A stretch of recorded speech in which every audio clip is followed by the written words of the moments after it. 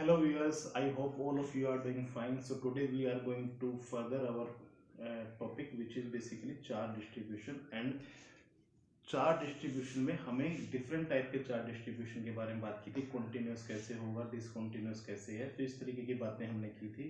तो आज हम अपने इस टॉपिक के अंदर ये देखेंगे कि कितने टाइप के चार्ज डिस्ट्रीब्यूशन है जिनसे हमें डील करना पड़ेगा। ठीक है, तो सबसे पहले बात कर लेते हैं हम लोग लाइन चार्ज डिस्ट्रीब्यूशन की। लाइन चार्ज डिस्ट्रीब्यूशन, और हम इन सब के अंदर अभी हाल फिलहाल फॉर सिंप्लिसिटी ऐसा मान सकते हैं कि कॉन्टिन्यूस के बारे में डिस्कस कर रहे हैं। डिसकॉन्टिन्यूस या नॉन यूनिफॉर्म चार्ज डिस्ट्रीब्यूशन के बारे में हमें थोड़ा बहुत 19-21 ही करना पड़ेगा, ज्यादा कुछ नहीं है, लेकिन हालांकि कोशिश करेंगे। पहले शुरुआत करते हैं कॉन्टिन्यूस और यूनिफॉर्म चार्ज डिस्ट्रीब्यूशन से। कोई लाइन पे सिर्फ और सिर्फ एक लाइन के अलोंग एक चार्ज रखा हुआ है, और ये चार्ज की जो नेचर है वो क्या है, नेगेटिव मान लेता हूँ। नेगेटिव चार्ज ये रखा हुआ है, फैला हुआ है सिर्फ एक लाइन के अलोंग, ना ही ये ऊपर ना ही नीचे। जैसे हमने वन डायमेंशनल मोशन पढ़ा था प्लस वन के अंदर, सेम उसी तरीके से ये वन डायमेंशन में फैला हुआ है। ऐसे डिस्ट्रीब्यूशन को हम लोग क्या कहेंगे, लाइन डिस्ट्रीब्यूशन। अब इसमें भी फिर से वही बात है, दो तरीके के हो सकते हैं, डिस्क्रीट और कॉन्टिन्यूस। हमें अभी हाल फिलहाल फोकस करना है किस पे, कॉन्टिन्यूस चार्ज डिस्ट्रीब्यूशन। मतलब ये हर जगह आप कहीं भी जाइए आपको ऐसा महसूस नहीं होगा कि यहाँ पर चार्ज नहीं रखा हुआ है, यहाँ पर चार्ज की अब्सेंस है। हमेशा हर जगह आपको चार्ज की फीलिंग आएगी। तो इसका मतलब क्या है कि उसका जो ओरा है या फिर वो जो चार्ज का डिस्ट्रीब्यूशन है वो हर जगह ही है। हर जगह चाहे थोड़ा चार्ज हो चाहे ज्यादा चार्ज हो, अवेलेबल है। और इस केस में हमने ये मान लिया कि हर जगह सेम चार्ज ही डिस्ट्रीब्यूटेड है। मतलब आप में इसका 1 सेंटीमीटर कहीं से भी लो, आपको कैसा चार्ज मिलेगा, सेम क्वांटिटी ऑफ चार्ज ही मिलेगी। तो ऐसे केस के लिए हमें एक चीज डिसाइड करनी पड़ती है, लीनियर चार्ज डेंसिटी। इसका मीनिंग क्या हुआ कि भाई आपने कोई भी 1 सेंटीमीटर इसका उठाया ऑब्जेक्ट, इस लाइन का चार्ज से कहीं से भी 1 सेंटीमीटर आपने कट किया, तो वहां पर जो क्वांटिटी ऑफ चार्ज आपको मिलेगा वो कितना होगा, वो ये डेंसिटी आपको बताएगी। इसका मीनिंग क्या हुआ, मान इसको रिप्रेजेंट करेंगे किससे, लैम्डा से। मान लेते हैं कि आपके पास ये 5 सेंटीमीटर की लेंथ है जो लाइन है, और इसके ऊपर टोटल चार्ज कितना है, क्यू है। क्यू कितना है, 10 कूलम मान लेते हैं। तो 10 कूलम आपके पास चार्ज है, क्यू की वैल्यू कितनी है, 10 कूलम, और इसकी लेंथ कितनी है, एल कितना गिवन आपको, 5 सेंटीमीटर।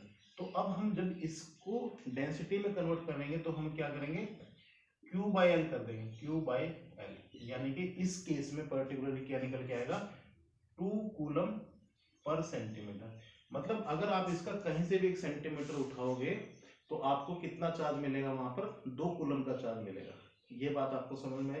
तो लीनियर चार्ज डेंसिटी की ये रिलेशन है चार्ज और लेंथ के साथ। तो ये lambda is equal to Q by L, ये आपको बात ध्यान में रखनी है। ये बात अगर आपको समझ में आ गई तो बाकी दोनों भी सिंपल है।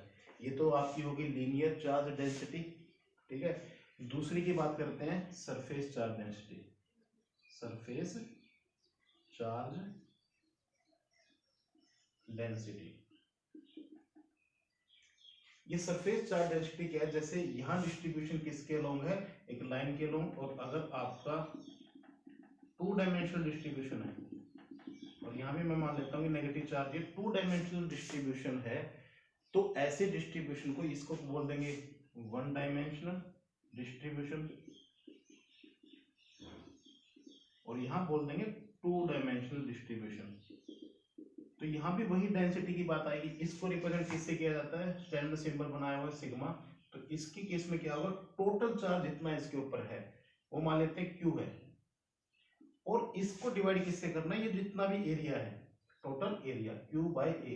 तो इसका क्या आ जाएगा, मान लेते हैं कि ये आपके पास क्यू कितना गिवन था, क्यू इज इक्वल टू, एक क्वेश्चन एग्जांपल के तौर पे इलस्ट्रेशन में वही 10 कूलम था, और आपके पास इसका एरिया जो है वो कितना आया है, ये 2 सेंटीमीटर मान लेते हैं, ये 5 सेंटीमीटर, तो 10 मीटर मान लेते हैं। तो 10 आपके पास मीटर स्क्वायर इसका एरिया आ गया। तो अब आपसे पूछे कि चार्ज डेंसिटी क्या होगी, तो क्यू बाई ए कर दिया, तो इस केस में क्या हो जाएगी, 1 कूलम पर मीटर स्क्वायर या सेंटीमीटर स्क्वायर, जो भी आपको इसमें ठीक लगे। मीटर बोल दिया तो मीटर, सेंटीमीटर है तो सेंटीमीटर।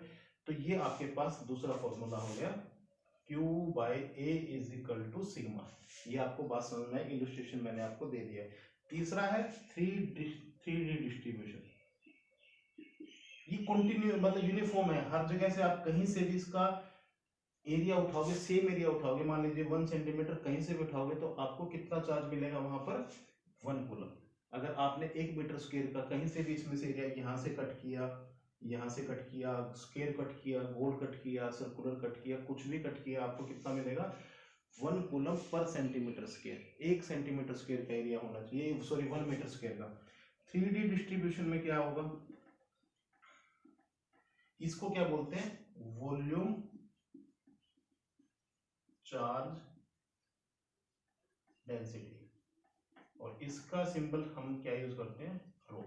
और ये क्या रहेगा, Q बाय V। ये आपके पास तीसरा फॉर्मूला है। इलस्ट्रेशन वैसे ही कर सकते हो, आपको एरिया की जगह आपकी बार क्या मिलेगा, volume. Q is equal to 10 coulomb है और वॉल्यूम आपके पास कितना है, 10 मीटर क्यूब है। तो आपके पास सिग्मा की वैल्यू कितनी, सॉरी रो की वैल्यू कितनी आ जाएगी, 1 कूलम पर मीटर क्यूब। आपके पास ये तीनों डिस्ट्रीब्यूशन आ गए। तो तीनों का मतलब ये है, अगर ये मान लेते हैं सरफेस चार्ज डेंसिटी है, हर जगह सेम नहीं है। मान लेते हैं कि आपने एक सरफेस लिया ऐसा करके, यहाँ पर देखिए चार्ज थोड़े ज्यादा है और यहाँ पर चार्ज कम है, तो यहाँ के लिए आप अलग से 1 सेंटीमीटर स्क्वायर, ये 1 सेंटीमीटर स्क्वायर है, दोनों ही 1 सेंटीमीटर स्क्वायर है, तो यहाँ के लिए आप अलग से चार्ज डेंसिटी डिसाइड करोगे, वो कितनी होगी, सिग्मा 1 बोल सकते हो उसको। तो ऐसा भी आपको मेंशन मिलेगा कि यहाँ पर सिग्मा 1 है और यहाँ पर सिग्मा 2 है, मतलब इनके अंदर अगर आपने यहाँ से 1 सेंटीमीटर स्क्वायर का टुकड़ा लिया तो आपको कितना चार्ज मिलेगा, सिग्मा 2 कूलम, जो भी इसकी वैल्यू होगी, सिग्मा 2 कूलम आपको यहाँ पर चार्ज मिलेगा। और यहाँ से अगर आपने 1 यूनिट का एरिया लिया तो 1 यूनिट के एरिया में आपको यहाँ कितना चार्ज मिलेगा, सिग्मा 1 का। तो ये चीजें आपको गिवन होगी, जो क्वेश्चन में आपको पता करनी रहती हैं कि भाई इसका टोटल चार्ज कितना होगा। आपको लेंथ दे देगा कि 1 और साथ में दे देगा चार्ज डेंसिटी, लीनियर या कोई सी भी लेंथ दे दिया आपको, तो आपसे पूछेगा कि टोटल चार्ज कितना होगा इस ऑब्जेक्ट का, या फिर टोटल चार्ज इस लेंथ में कितना होगा। तो आपको क्या करना है, linear charge density into length कर दोगे तो आपको टोटल Q की वैल्यू समझ में आ जाएगी या मिल जाएगी। तो इस तरीके से आपको इनका इस्तेमाल करना है अपने क्वेश्चंस में, और इसी कड़ी के अंदर गोस लॉ की हम लोग आगे चल करके देखेंगे कि कैसे इसका इस्तेमाल हम गोस लॉ की एप्लीकेशन के अंदर करेंगे। काफी इंपॉर्टेंट टॉपिक है गोस लॉ, धीरे धीरे करेंगे इसको। ये जब क्लियर हो जाएगा तो मेरे ख्याल से ये one of the most difficult topic है जो कि पूरी फिजिक्स के अंदर +2, मुझे पर्सनली ऐसा फील होता है कि ये one of the most difficult topic है। तो इसके बारे में डिटेल में बात करेंगे, हमें लग जाए चाहे 5 लेक्चर 10 लेक्चर जितने भी, ये बातें करते हुए हम मिलते हैं नेक्स्ट लेक्चर में। Thank you very much.